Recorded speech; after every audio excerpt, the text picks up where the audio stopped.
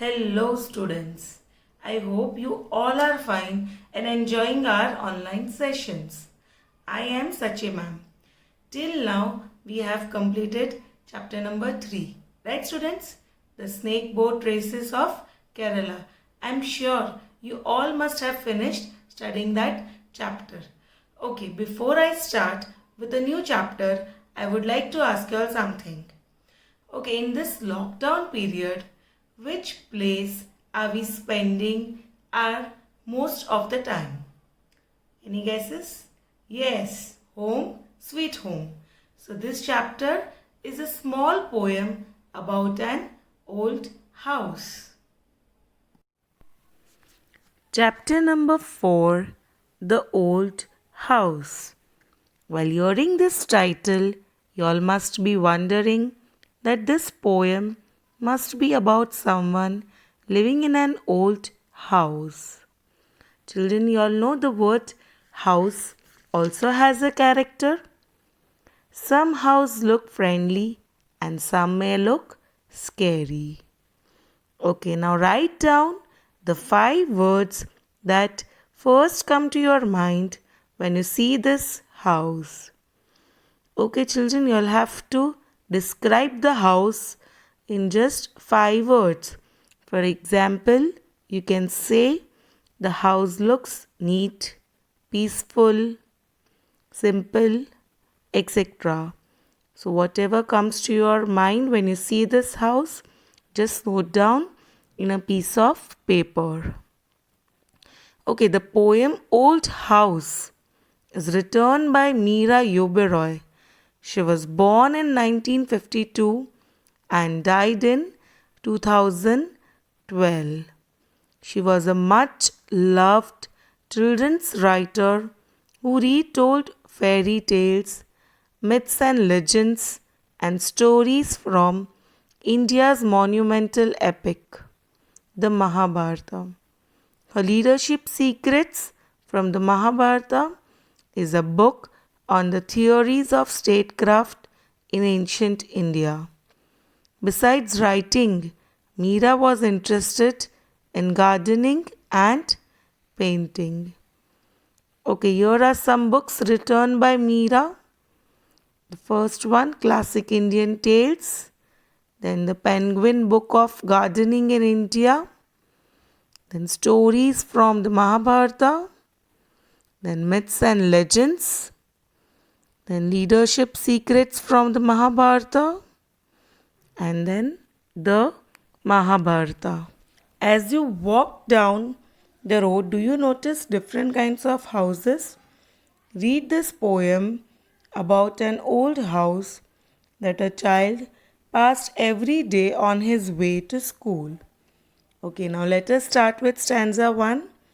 The house stood on a lonely hill that overlooked the town, and every day as I passed by, I felt its evil frown. Okay, now you all can see there is a house situated on a hill, right? The poet is referring to how deserted the hill on which the house stood was. And from that house, the whole town was visible. The boy used to see that house every day. And whenever he saw the house, he used to feel angry. Okay, now let us see meanings of the new words. Overlooked, was able to view. If a building overlooks a place, you can see that place from there. Frown, an expression of anger or displeasure made by bringing the eyebrows closer together. Evil, morally bad, causing trouble or harming people. Okay, now let us start with stanza 2. I passed it on my way to school and on my way back home, and in the airy evening light, the house looked like a tomb. The boy used to pass on his way while coming and going to school. Pass by that house, and in the airy evening light, the house looked like a tomb. Okay, now let us see meanings of the new words.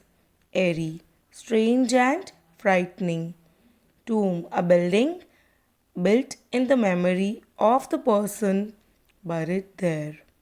Okay, now let us start with stanza 3.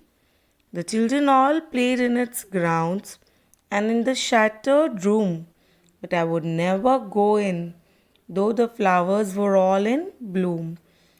All the kids used to play there, but this boy would never go. He was afraid of that house, so he would never go even though everyone was playing. Okay, now let us see meanings of the new words. Bloom, flowers with petals fully open. Shattered, very shocked and upset. Okay, now let us start with stanza 4. And then one day, bulldozers came. They knocked the old house down. It stood no longer on the hill with its wicked frown. Now, what happened one day? Bulldozers came and they destroyed the house. Now, the old house is no more on the hill. Okay, now let us see meanings of the new words. Wicked, morally bad, evil. Okay, now let us start with stanza 5. And now the strangest thing is that I miss the big old house. The high-rise building in its place wouldn't scare a mouse. Now there is a high-rise building over there on the hill. But the boy is missing the old house. Even though he did not like the house, but now he is missing the house very much. Let us see meanings of the new words. High rise, a building that is very tall and has a lot of floors. Okay, children, now let us see till now what have you learnt. I'll ask you few questions. Okay, let's start. The first one, what do you think the poem is about? Yes, the poem is about the old house. Okay, next question. Where was the old house situated? Yes, the old house was situated on a lonely hill. Okay, next question. When did the speaker see the house? Yes, the speaker saw the house while passing on his way to and back from the school. Okay, next question. What does the speaker compare the house to? Yes, the speaker compares the house to a tomb. Okay, next question. How is an old house different from new house? Yes, the old house was a bungalow in an open space and the new house is a high-rise building.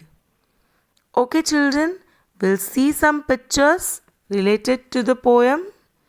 Okay, now this picture is of a hill and you can see one house is situated on a hill. Now, what is a hill? A hill is a landform that extends above the surrounding terrain. Okay, next picture, high-rise buildings. Now you can see these buildings are tall, but a high-rise building is a tall building as opposed to a low-rise building and is defined differently in terms of height depending on the jurisdiction. Okay, next picture. This picture is of a tomb.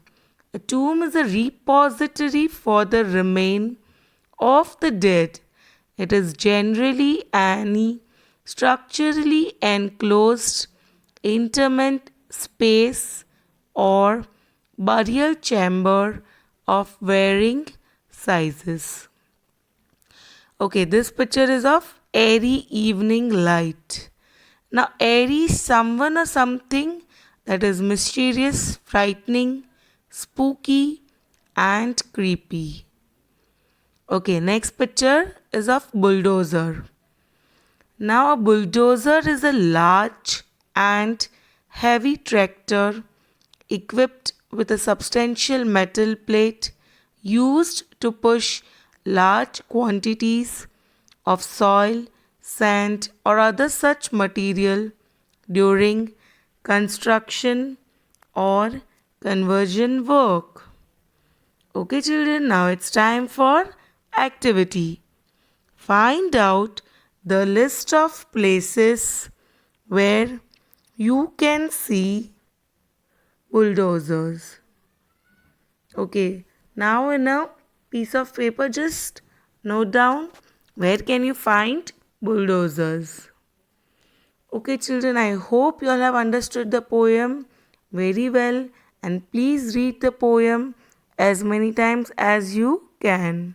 So, children, we end our session over here. Thank you.